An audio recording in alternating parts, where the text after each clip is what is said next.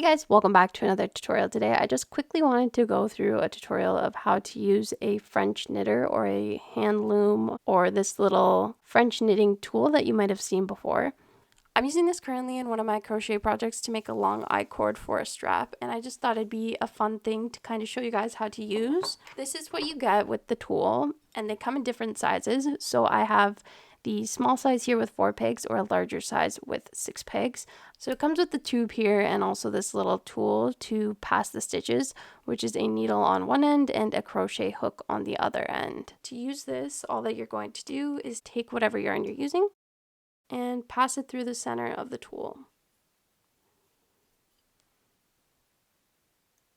And then you can just pull it out the bottom. When I get started, I like to make sure I secure this tail in my hand somehow, otherwise it'll probably continue to fall out. When we have our yarn through there, we're going to take it and we're going to wrap it around each peg. So we're going to go around the outside in a clockwise way. So we have our peg, wrap it around the peg clockwise, and then the next peg, wrap it around clockwise, wrap it around clockwise on the next peg, and clockwise on the next peg. So we're working clockwise around each peg, but in a counterclockwise motion this way. So once I have it wrapped around my 4 pegs, what I like to do is I like to take the tool here and push that yarn to the bottom of the pegs, just so that we can more easily work our yarn. So now, still holding this tail secure, what we also do is we're going to wrap the yarn above the yarn we just put on our pegs. So we're going to take it and wrap it, again working counterclockwise, just wrapping this yarn around the top of our pegs. The first round is a little bit tricky just because you need to hold the tail and the working yarn. But I like to hold it like this, holding it in the same way with tension that I would if I was crocheting or knitting. And then we're going to go back to our first peg, which is this one here that's attached to the working tail. So all that we're going to do is pass the bottom yarn over the one that we just wrapped around. So we're just going to take our needle end and grab that loop and pass it over top of the peg over the yarn we wrapped around. And then all we're going to do every round is grab that tail and we're going to give it a little tug so that those stitches get pulled down. Then we're going to go to the next peg. And we're going to continue rotating this in our hand as we work. And as we do this, the yarn will always be wrapped around the top of those pegs. So we have our second peg here.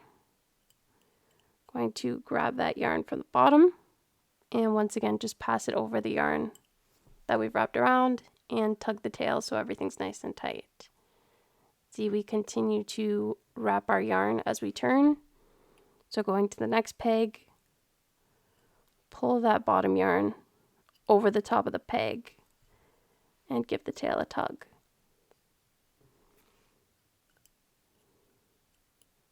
We're going to take that bottom loop, pass it over top of the peg, give the yarn a tug.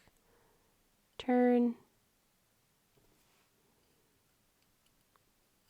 bottom loop over the top peg, get the top up, tug.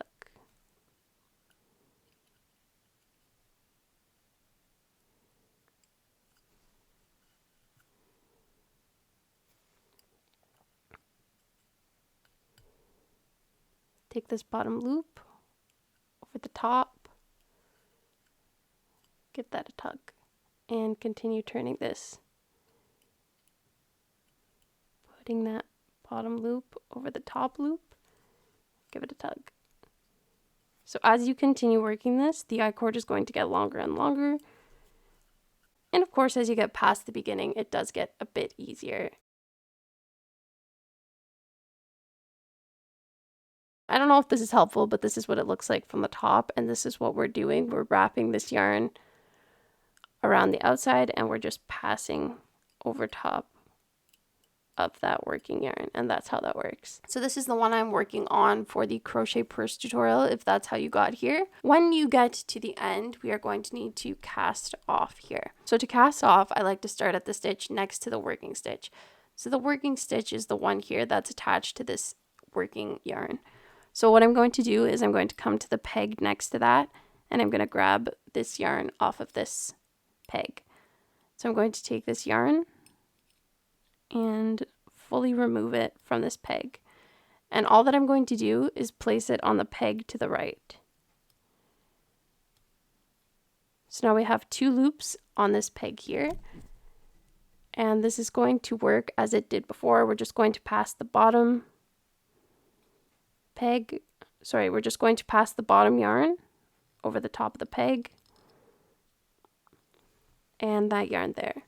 And we're going to do this all the way around to cast this off. So I'm going to take this loop now,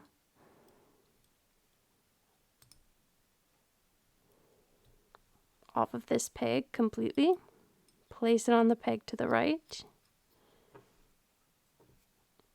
take the bottom loop and pass it over the top loop.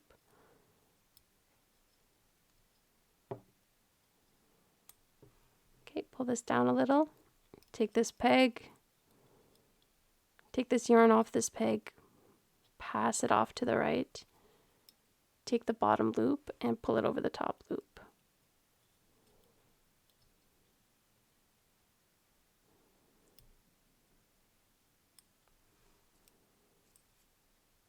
Just doing this all the way around.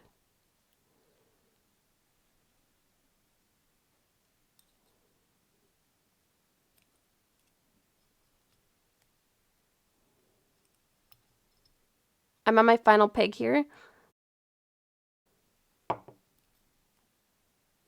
So now I'm placing the yarn onto the final peg here. So I'm just going to put this last stitch up here. Take that final stitch off the peg. And I'm going to pull it over as normal. And then I'm going to completely remove this stitch from the peg as well. And the I-cord will come out here through the center. Okay.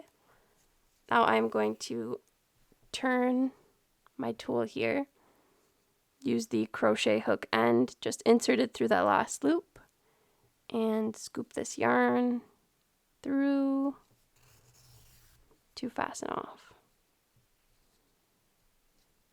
Then pull that tight, and that's not going to go anywhere on you. And that's it. It's very simple to make I-cords on this French knitting tool. Hopefully you guys found this helpful, and I'll catch you in the next one.